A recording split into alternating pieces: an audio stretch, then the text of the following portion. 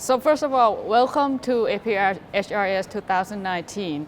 As you might have a chance to look at the programs, there's tons of things going on on each and every day and each and every slot. On Thursday, there are a few I'd like to highlight very interesting programs.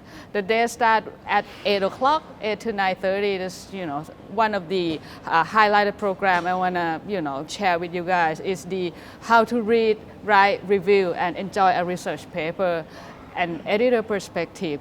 We incorporate so many big names, so many editors of the EP journal around the world. So that's a very interesting one. The day began, follow that with the opening ceremony at 10 o'clock. And the keynote speaker, of course, is, as the name implies, is the keynote. So very, very interesting. We have Dr. Doug Packer and Dr. Gulawi Netmani, who are our keynote speakers.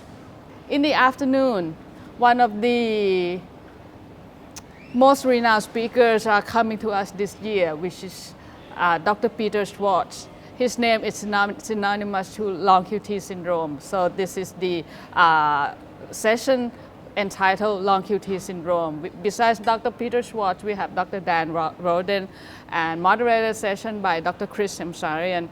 All of them, no need to introduce who they are. I think you all know who they are. So that's another interesting session of the day. Brugada's disease, actually in Thailand we call it Lai Tai. It's we reported it since 1993. In Thailand, we found that young men in Thailand just found sudden death during the nighttime. We used to believe that it's because of like widow ghosts come and take these guys.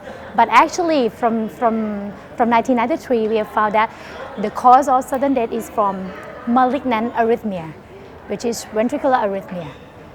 From that, it has been hard to find out what would it be until the rest of the world. They also found out that the cause of disease is from abnormal arrhythmia from right ventricular, the lower chamber of RV. And they give the names, the first group who founded it, we call it Brugada syndrome.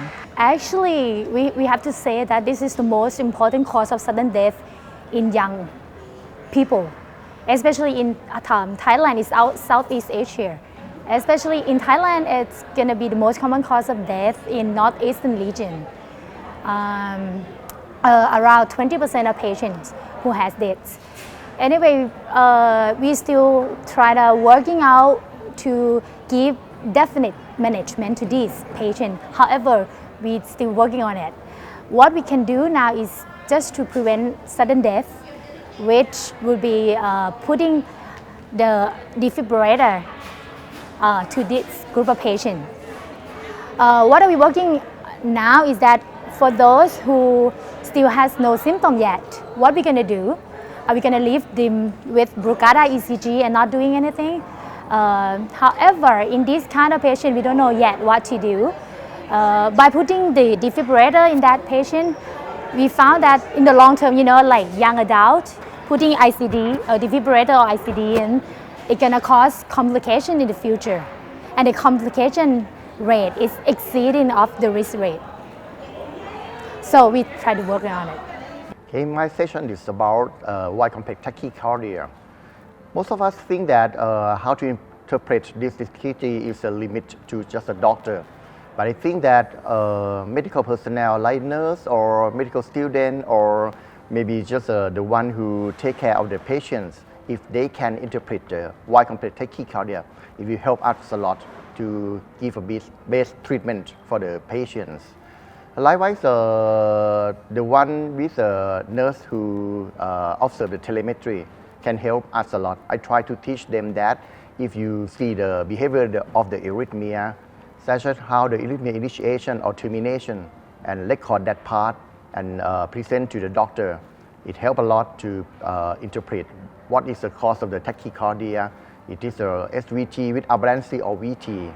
So my session, I try to open wide for anyone who interested in ECG, not limited to the doctor.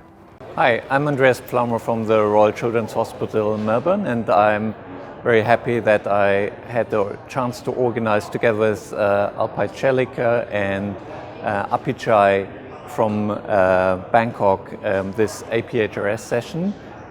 It's called Pedirhythm, and it is there to introduce people who are already into electrophysiology for children to the details, and also how to become a proper pediatric electrophysiologist.